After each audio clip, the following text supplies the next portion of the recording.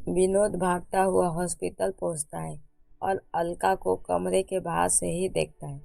Hospital में अलका को देखकर वह पूरी तरह से टूट जाता है। उसके पांव तले जमीन खिसक जाती है। कुछ समय के लिए वहां सन्नाटा छा जाता है और वह अलका के पापा से अलका के बारे में सब पूछने लगता है। उसके पापा कहने लगते हैं, अलका के दिल में छेद है।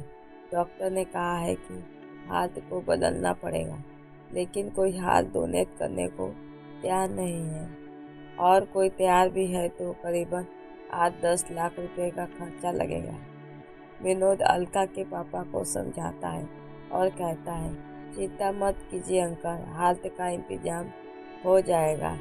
विनोद डॉक्टर के पास जाता है और कहता है, मैं अपना हाथ डोनेट करना चाहता हूँ उस पेशेंट को।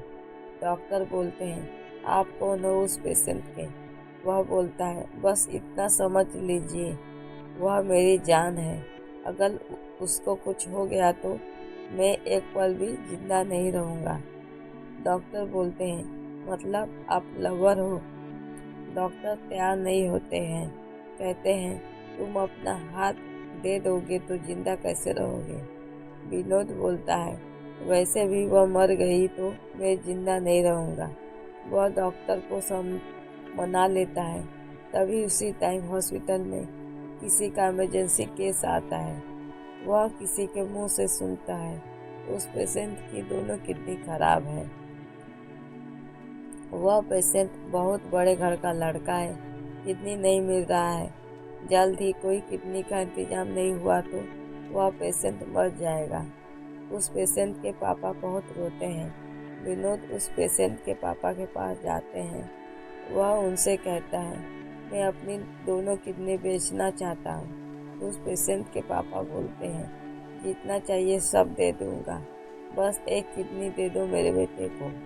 विनोद बोलता है, मुझे 15 लाख रुपए चाहिए। उस पेशेंट के पापा बोलते हैं, 15 लाख की जगह 1 करोड़ ले लो, बस एक किडनी दे दो मेरे बेटे को। विनोद बोलता है, मुझे 15 लाख रुपए ही चाहिए, ज़्यादा की मुझे आवश्यकता नहीं है। वह डॉक्टर से पूछता है, ऑपरेशन में कितना टाइम है? डॉक्टर बोलता है, 3 घंटे बाद है। वह बोलता है, ठीक है, मैं 1 घंटे पहले आ जाऊंगा। डॉक्टर पूछता है, तुम कहाँ जा रहे हो? वह बोलता है, लास्ट टाइम अपने माँ बाप से बात करने और अपनी जान अलका को देखने। यह सुनकर डॉक्टर की बातें आंखें नम हो जाती है। विनोद वहाँ से चला जाता है और अपने माँ बाप से बहुत सारी बातें करता है। फिर काफ़ी समय बिताने के बाद वह अपने माँ बाप से बोलता है, जाता हूँ माँ, इतना कहकर वहाँ से चला जाता है। और वह हॉस्पिटल आकर लास्ट टाइम अपनी जान अलका से मिलता है और पुरानी बातें को याद करने लगता है। विनोद अलका को कैसे भुला सकता था? वह पहली लड़की थी जिससे वह प्यार करता था। पहला प्यार को कोई ऐसे ही नहीं भुला सकता। यहाँ तो बेवफाई की बात है, भला इसे कोई कैसे भुला सकता है? आज भी वह दिन विनोद को याद है जब पहली बार अलका का अनजान नंबर से फ़ोन आया था। विनोद कॉल रिसीव करता है। जैसे ही कॉल रिसीव करता है, उधर से किसी लड़की की आवाज़ आती है। विनोद पूछता है, कौन हो आप, किससे बात करनी है? अलका बोलती है, सॉरी, रॉन्ग नंबर लग गया। और विनोद इस ओके कहकर फ़ोन काट देता है। कुछ समय बाद फिर से उसी नंबर से कॉल आता है। विनोद बात करता है और नाम पूछने लगता है। लड़की अपना नाम अलका बताती है। फिर विनोद कुछ काम है कहकर फ़ोन रख देता है। फिर एक दिन रात को किसी का मैसेज आता है। विनोद देखता है, वह मैसेज अलका का रहता है। उस वक्त विनोद फ्री रहता है। धीरे धीरे दोनों में दोस्ती हो जाती है। अब दोनों एक दूसरे को अपनी प्रॉब्लम शेयर करने लगते हैं। राजू को भी अच्छा लगने लगता है अलका से बात करना। ऐसे ही दिन गुजरने लगते हैं। देखते ही देखते दोनों एक दूसरे को प्यार करने लगते हैं। लेकिन प्रॉब्लम यह थी कि दोनों एक दूसरे को कभी देखे नहीं थे। एक दिन दोनों पार्क में मिलने का प्लान करते हैं। करीबन 1 साल बाद दोनों एक दूसरे से मिलकर बहुत खुश होते हैं। दोनों बैठकर बहुत सारी बातें करते हैं। 3 घंटा कैसे बीत गए वह दोनों को पता भी नहीं चलता है। अब विनोद घर की तरफ रवाना होता है। अलका को आई लव यू कहता है और अलका भी विनोद को आई लव यू टू कहती है। विनोद सी यू लेटर कहकर वहाँ से चला जाता है। विनोद बहुत खुश रहता है, मानो वर्षों की ख्वाहिश आज पूरी हो गई है। घर आकर विनोद सिर्फ अलका के बारे में ही सोचता रहता है। अब वह अलका से शादी करने का मन बना लेता है, इसलिए वह अपने घर वालों को अलका के बारे में बता देता है। विनोद और अलका की शादी के लिए विनोद के घर वाले राजी हो जाते हैं। रात को जब अलका का कॉल आता है तब विनोद कहता है, मेरे घर वाले मान गए हम दोनों के रिश्ते के लिए। अलका बोलती है, अभी क्यों बताया अपने घर वालों को मेरे बारे में? अभी मैं शादी नहीं करना चाहती हूँ, क्योंकि मैं अभी करियर बनाना चाहती हूँ, फिर शादी करूँगी। विनोद अलका की बात मान जाता है। ये दोनों रोज की तरह बातें करने लगते हैं। इसी तरह महीना गुजर जाता है। एक दिन अचानक अलका विनोद को इग्नोर करने लगती है। विनोद टेंशन में रहता है कि अलका को क्या हो गया। ना ही वह मुझे कॉल करती है और मैं कॉल करता हूँ तो कॉल भी नहीं उठाती है, ना मैसेज का रिप्लाई देती है। कहीं उसे कुछ हो तो नहीं गया। फिर एक दिन अचानक वह अलका के घर चला जाता है, पता करने के लिए कि क्या बात है, कहीं अलका बीमार तो नहीं है। वह अलका के कमरे में जाता है।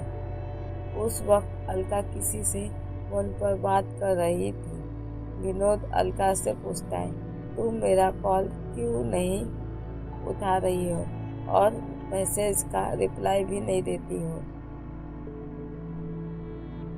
तभी उस वक्त अलका के पापा कमरे में आ जाते हैं। अलका के पापा अलका से पूछते हैं, तुम इसे जानती हो? यह लड़का कौन है? अलका बोलती है, मैं इसे नहीं जानती। यह कौन है? यह मेरा रेप करने के लिए आया है। विनोद के आंखों से आंसू आने लगते हैं अलका की बातें सुनकर। अलका के पापा विनोद को बहुत भला बुरा बोलते हैं और 1-2 थप्पड़ मार देते हैं। विनोद कुछ नहीं बोलता, बस अलका की तरफ देखता रहता है और उसकी आंखों से आंसू निकलता रहता है। तभी विनोद को पता चलता है कि अलका का कहीं और रिश्ता तय हो गया है। वह लड़का अमेरिका में रहता है। वह बहुत अमीर लड़का है और अलका भी उस रिश्ते से खुश है। विनोद वहाँ से चला जाता है। विनोद बहुत दुखी रहता है। रात को जब अलका का कॉल आता है तब अलका बोलती है, 1 महीने बाद मेरी शादी है, तुम मेरी शादी में तमाशा मत करना। मैं इस रिश्ते से खुश हूँ। हम जिसे प्यार करते हैं उसकी खुशी चाहते हैं। विनोद बोलता है, मेरे में क्या कमी थी जो मुझे धोखा दिया? अलका बोलती है, तुम मेरी बराबरी के नहीं हो। विनोद बोलता है, लेकिन प्यार तो मुझसे करती थी ना। अलका बोलती है, मैं तुम्हें पसंद करती थी, प्यार नहीं करती थी। टाइम पास कर रही थी तुम्हारे साथ। इतनी तुम्हारी औकात नहीं है कि मैं तुझसे प्यार कर सकूं। इतना कहकर वह कॉल रख देती है। अलका और विनोद की बातें उसके पापा सुन लेते हैं और वह अलका को 1 थप्पड़ मार देते हैं और वह कहते हैं, मुझे तभी समझ जाना चाहिए था। वह लड़का कुछ बोला क्यों नहीं, बस उसके आंखों से आंसू निकल रहे थे। तुमने उसके साथ बहुत बुरा किया। अलका के पापा उसी वक्त विनोद को फोन करते हैं और अपनी बेटी की तरफ से उससे माफ़ी मांगते हैं। विनोद माफ़ कर देता है। विनोद का दिल टूट जाता है और वह दुखी हो जाता है, क्योंकि अलका फर्स्ट लड़की थी जिससे वह प्यार करता था। पहला प्यार भुलाया नहीं जा सकता। अब विनोद हमेशा चुप रहता है। हंसना भूल चुका था, मानो अंदर ही अंदर मर चुका था। फर्क तो बस इतना है कि बस सांसें चल रही थी। विनोद पूरी तरह से चेंज हो जाता है। अब वह सिगरेट बियर भी पीता था, रात को देर से उठता था, देर देर से सोता था और देर से उठता था, मानो अब किसी से लेना देना नहीं हो। उसकी हालत देखकर उसके घर वाले, दोस्त परेशान रहते थे। वह सब उसे बोलते थे, अपनी लाइफ बर्बाद मत कर। अलका तुझे छोड़ दी तो क्या हुआ, अलका से भी बहुत बढ़िया लड़की मिलेगी तुझे।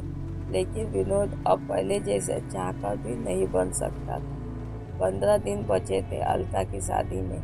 एक दिन अचानक अलका की सीने में असहनीय दर्द होने लगता है और वह बेहोश हो जाती है। अलका के पापा रात में एम्बुलेंस को फोन करते हैं और अलका को तुरंत अस्पताल ले जाते हैं। जब डॉक्टर अलका का चेकअप करते हैं तो पता चलता है कि दिल में छेद है। 48 घंटे में ऑपरेशन नहीं हुआ तो अलका का बचने का चांस नहीं है। उस वक्त अलका के पापा को कुछ समझ में नहीं आता है।